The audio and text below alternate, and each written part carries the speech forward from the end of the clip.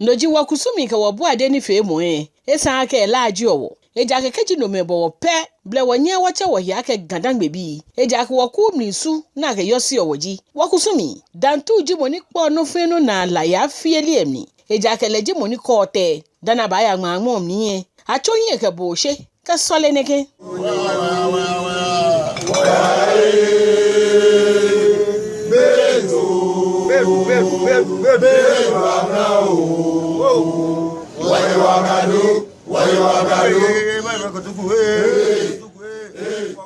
Jano se ameto sene kete Ɲmaa monton amese kumnie mambi efene woshi egbepa moji danto wo yo e ba yishi ne gbobi ke batomo bone fo fe mo da fie she aba mi na kan kra ameshi ase wona hegbe wo ke ni otanka ni ji lante janwe manche na sanigba o fe wonye wosu ni kesu mo fe wona nyo ya problem ni abafishe gan mo fia mo mutu klebe na ke wo ni no ha gan ya mene e bale ni a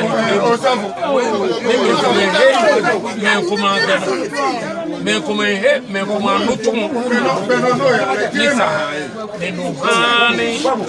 yondo abama no ha ni nyame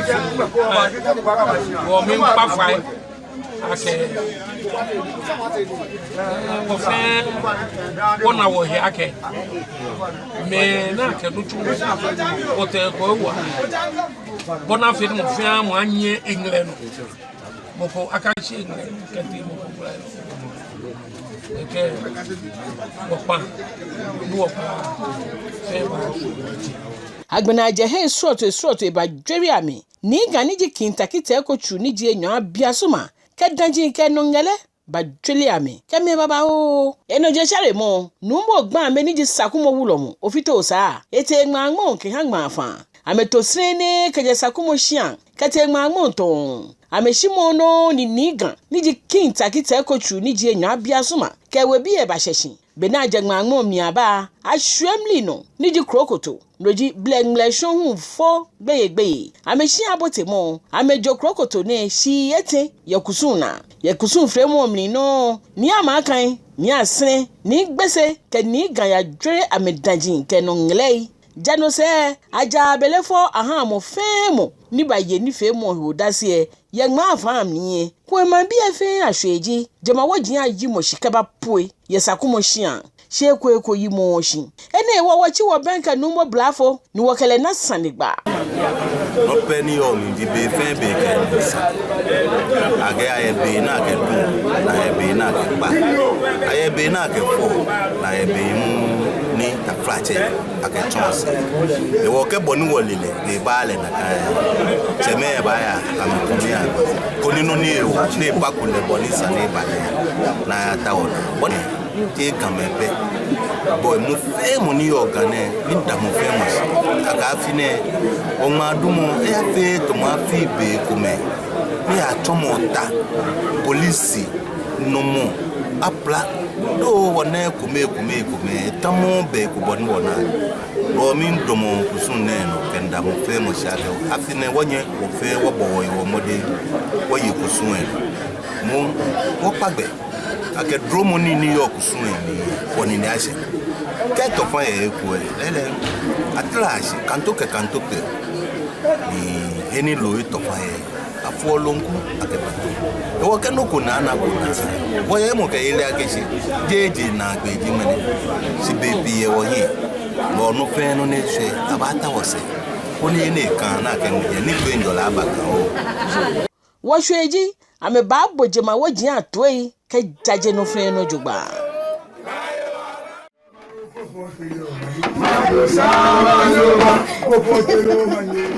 noji gbese ke na afi na hegbe ya fanwa atelehin futefute ni je senge ko jugba ke to sene ke te Ɲmaa mo mi amese kun mi jema wajin yi mo shibona apa agbe wo hweji toto mo ene ba fe akwe na mu fe na owula kuse amepe abelefo hu yakusun na ni chon okadi ake aya fan Ɲmaa ba na kan gbe no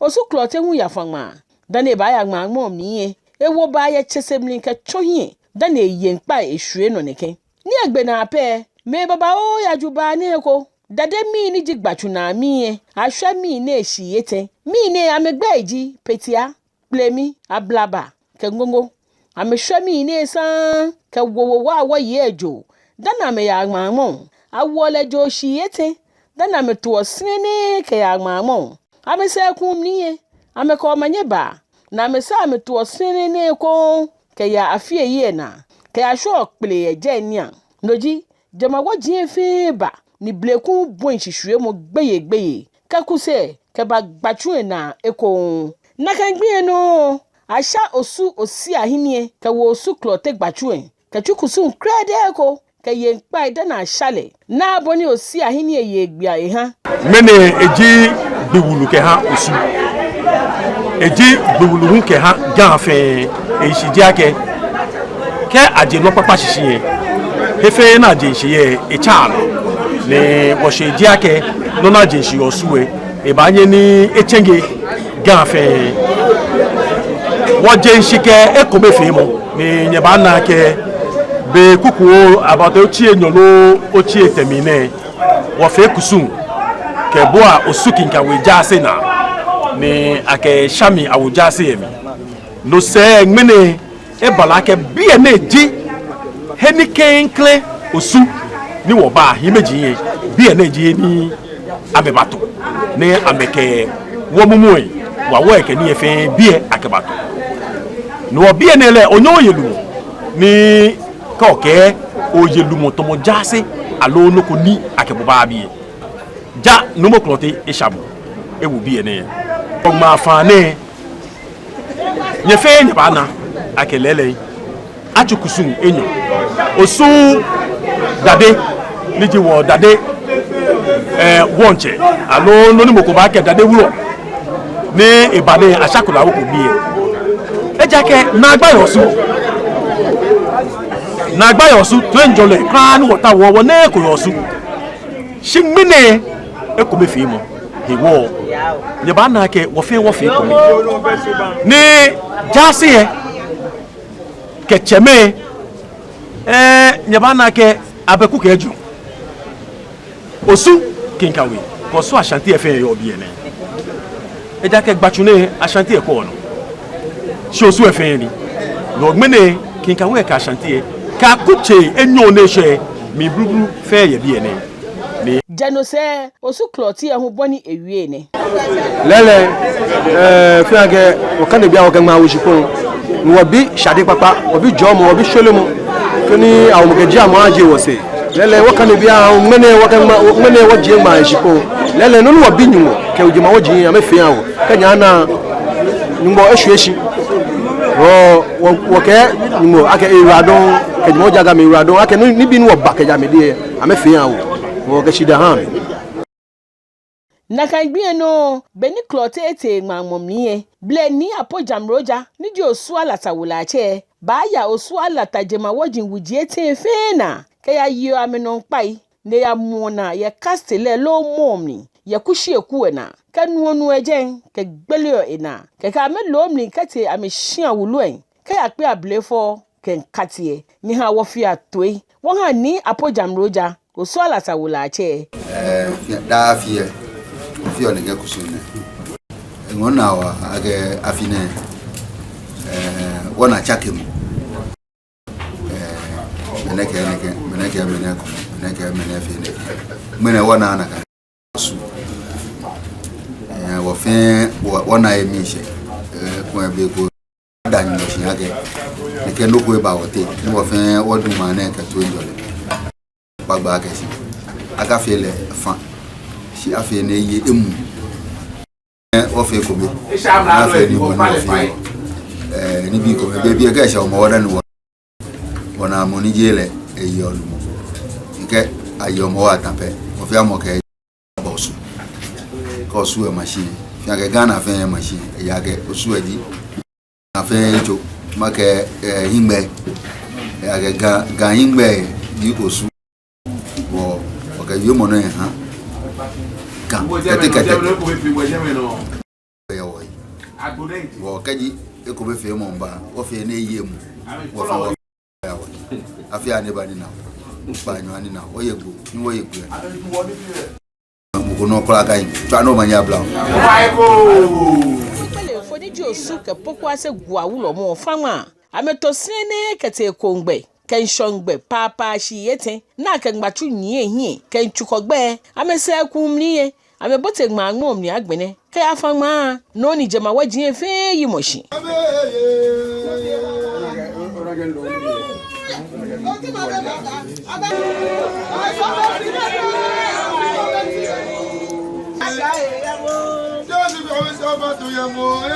Janose ajira abelefo ahamo femo ni yo ho dase ake aya fangma aba ko manyeyeli ni mo femo pe abele ne kemi ise ni awo fi atoe won anu mo gbelenfo ni josu ke poku ase gwa wulo mo me ni bully o man ni me sa ni keni le wo mi no ne sa na eku o mi no ne sa na eyu o afina mi ha wo bote ejira mo gulu mi ejira mo wa mi ni keje no pa no kwe wona mana si yo adro mo keje mo wodin adro mo wona mana fi o ewo mi npa fa o mo ye no na ne se ka ya je mi ye no ne se nka koje ni ye no na abu se nka yo je nwe mo won yin ake po gbeme won yin ake nu anu kwaye lilo e won yin ake sun re won yin ake je yen lo ejiwo pe e ba won no fi anu afi ojogba ni pe ni na e ma mo mi ami yeli mo yin mo ewie mo mi o no yin mi o to no Millet ija ko e ona ko da file lo han ni ma mi ajo sije president ko alo mo ko efe mo ko wo jemba wo chake wo jemba nka wo chake wo jemba wo je ami yeli shishiu mo ewie mo yen ke che o mi ma ba hwele ni ba yin ika mo she ko miji mi ashi jimi je mi mo jibo je bobo man na ni mo ebo eni omo na eto mi no fi anu mo onyo chake onyo ke chake ko ashi no na je ko e o mi npa man bi fe fa e ninu oba ni na wo ba yi wo ke ko aka wo mi o ka je ko ni nse yo mo pe eno je chare mo ne do yadu ni ji kosekose bi ye ya fama dana me ba ya gba mo mi ye akegma dan gba ko me ba machine Janose ayon pai ke chon hin nikin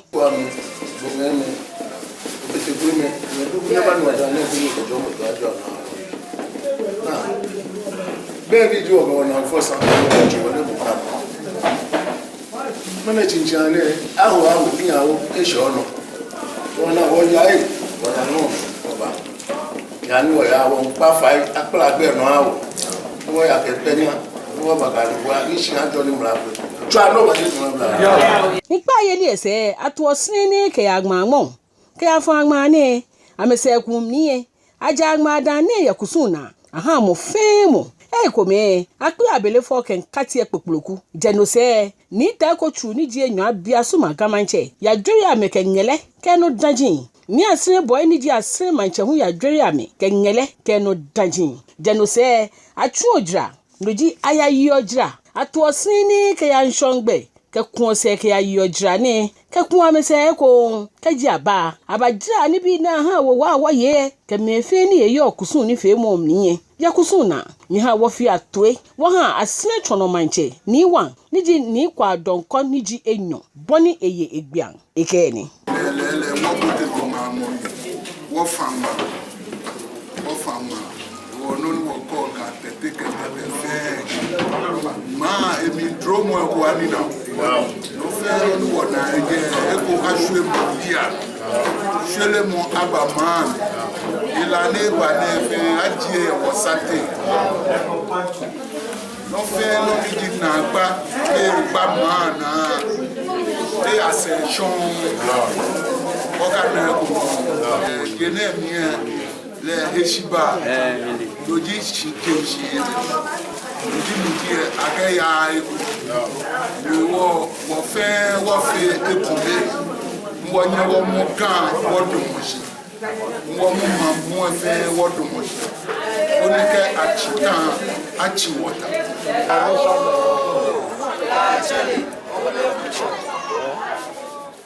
Wagame wa fieli fangma lele numu akwa mensa ni ji na ewulo mo afunya fangma dane ba ya gma mo mi aha le danto enyo ke twen hi ewo nshongbe ke so le neke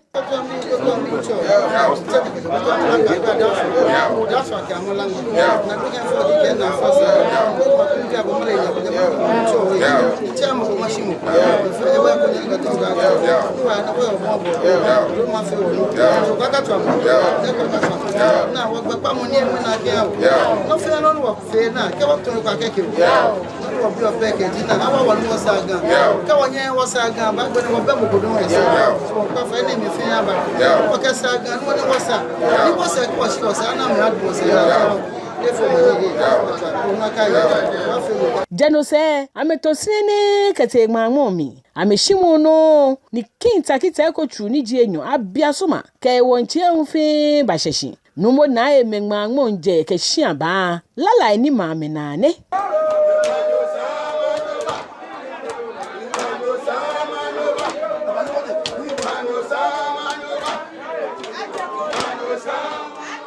Janose ahwewo no ni gani ji kinta kita ekochu ni ji enyo abiasoma ya dweri ameke danjin srotwe ke no ngele ni gbese ni ji ganfe adonti ehun ya dweri ameke danjin srotwe ke no ngele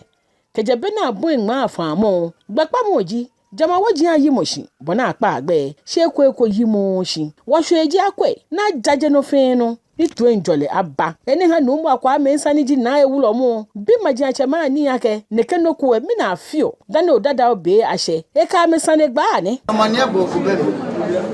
si wo bi wo ya ke mi ni